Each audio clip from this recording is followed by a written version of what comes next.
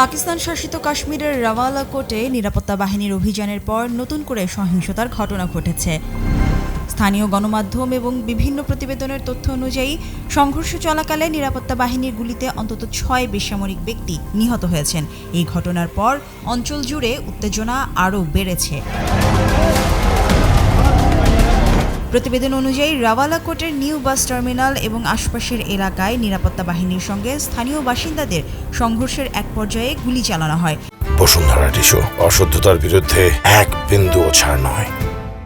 নিহতদের মধ্যে জাহিদ মুঘল, জাফর মুঘল, আরসালান আকবর এবং ওয়াজিদ হায়াতের নাম প্রকাশ করা হয়েছে।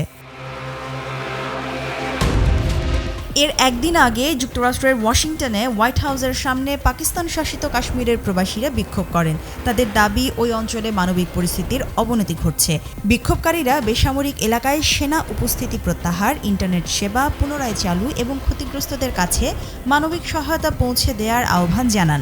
পাশাপাশি নিয়ন্ত্রণ রেখা বা LOC এর কয়েকটি অংশ মানবিক সহায়তার জন্য খুলে দেওয়ার দাবিও তোলেন তারা।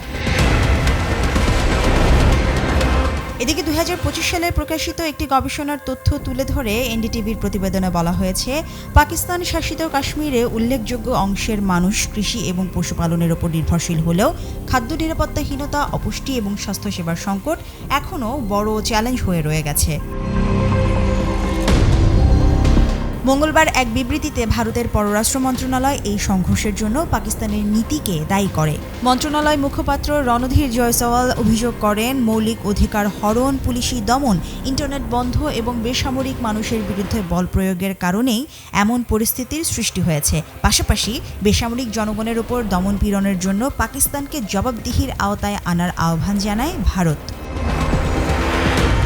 Mushrifa Nuzhat, Daily Sun.